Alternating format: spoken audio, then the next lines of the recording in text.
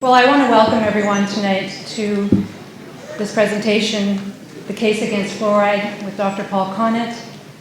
I'm going to be doing the initial phase of this seminar by talking about the work of Dr. Weston A. Price, the Canadian dentist who basically was able to determine the real cause of tooth decay. But before I get started, there are several people that I'd like to thank for helping put this evening together. First of all, of course, it's Dr. Paul Connett, who's here all the way from New York State, and the People for Safe Drinking Water. And they're here tonight as well. Chris, Callie, Rob, Nikki, Sean Keating is here. He's donated a lot of his money in order to help pay for a videographer and also donate 200 discs that are sitting outside of the professionals' perspectives that you were watching as you sat down in here tonight. That's a very important DVD that you'll want to take home and share with your friends and even possibly give to people you know who may be in the dental or medical professions. Michael Van Holst is here tonight as well. He's been donating a lot of his time. Grant Pace and many others. I can't name everybody, but I know there's a lot of volunteers who have been very diligently handing out posters around the city to announce tonight's events. So many thanks to all of you, but most of all, I really do need to thank the library for letting us use this room. We have an incredible library, Central Library here in London, Ontario, that allow very progressive evenings like this to take place. And I really encourage you to send an email to the people here at the library and thank them for allowing these evenings to take place. Really, we couldn't be luckier as a city to have a library as open-minded as this library. Okay.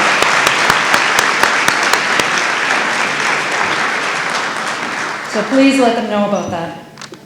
And also, I want to basically let everyone know there's some volunteers in the audience with a registry to write your name and email on.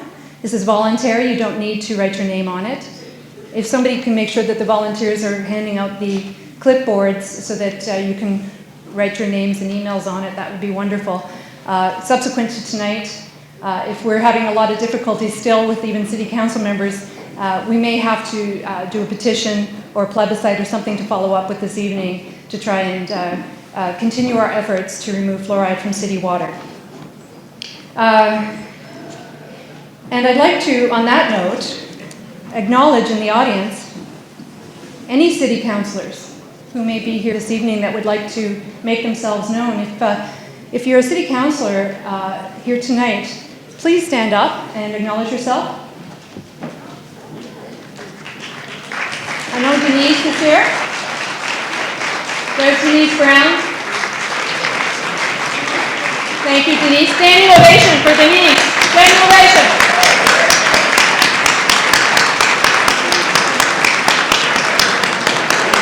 And another, we have to include another one for a standing ovation. If you could, Joni Beck is here tonight.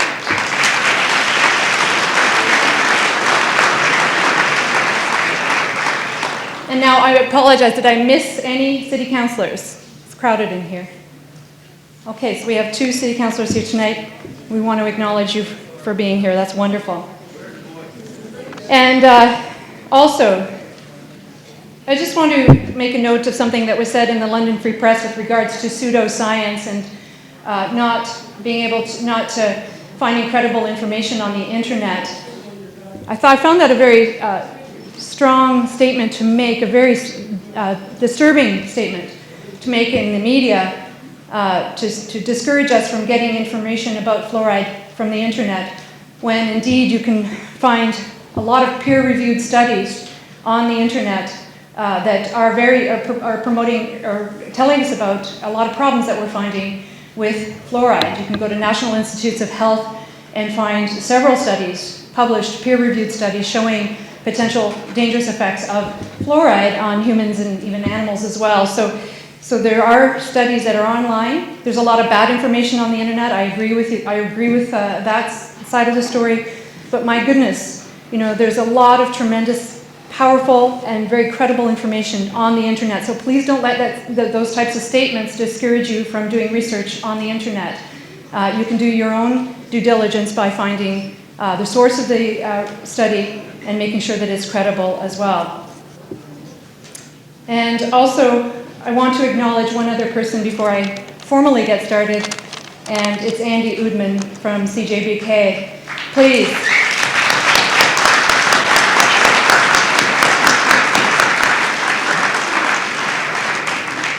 I can't tell you what a brave man he is for having me on his show.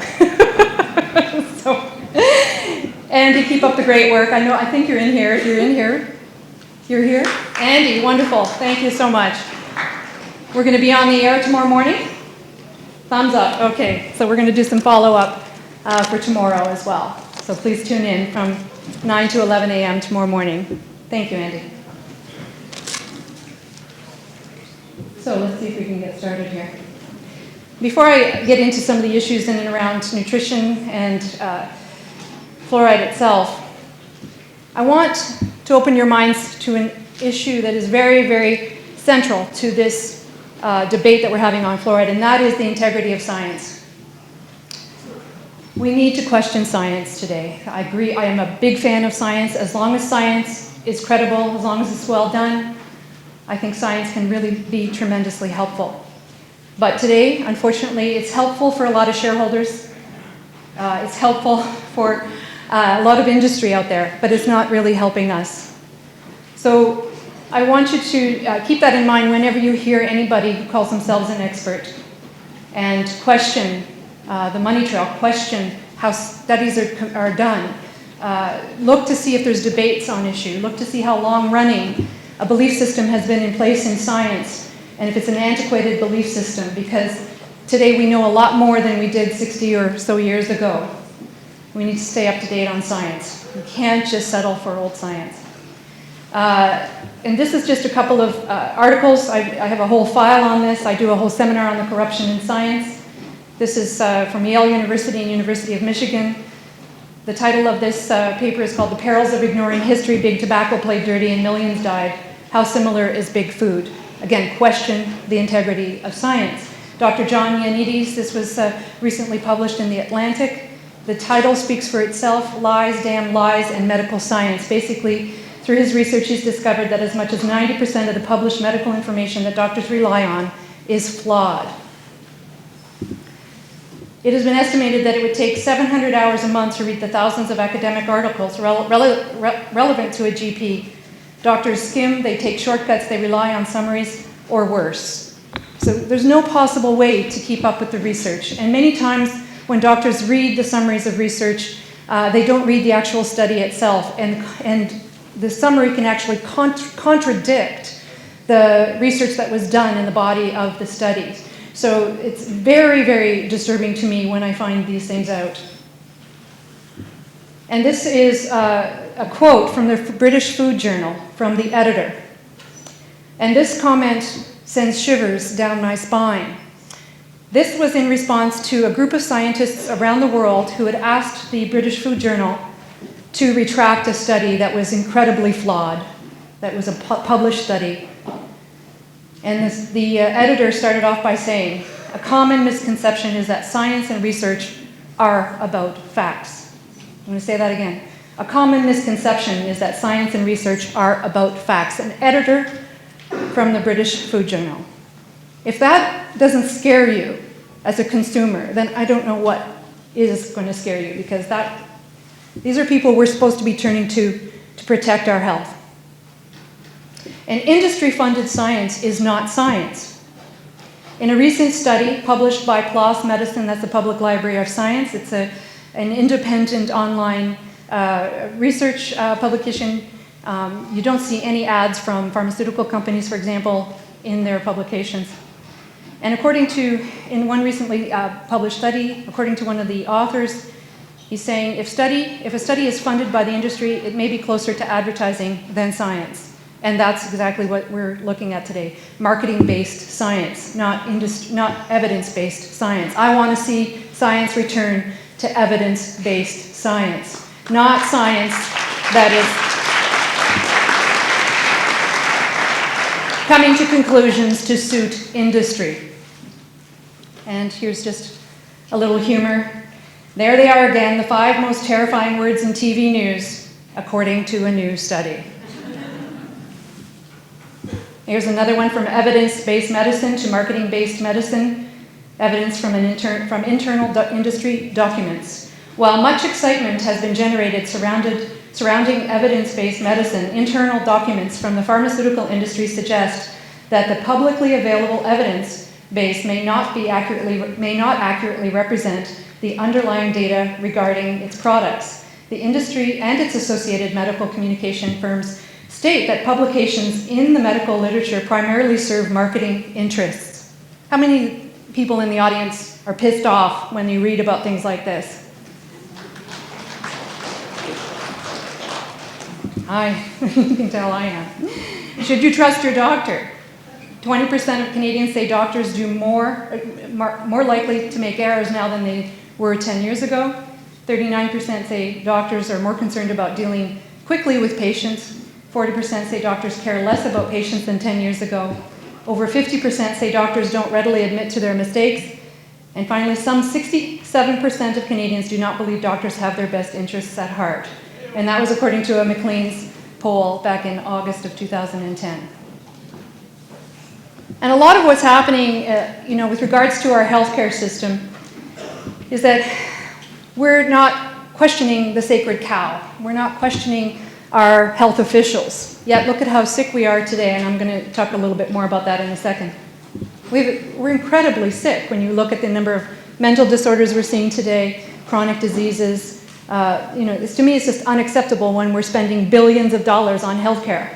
And by 2030, they're going to keep getting worse, because by 2030, here in Ontario, healthcare is expected to take up 80% of our operating costs. So we need to turn over every stone in order to look at what we can do as a society to make sure that we have wonderful quality of life into our senior years and a high quality of mental and physical health. So one way that we're being distracted, it's a very, very clever way of getting us to not look at the issues. And one way they do it is by telling us, well, we're living longer today. Well, I really question that. And one way to summarize why I would question that is because when you remove the variables that killed us 100 years ago, that don't kill us today, you would see probably that we may be only living a few years longer. And there are some amateur number crunchers online who have done this and questioned this.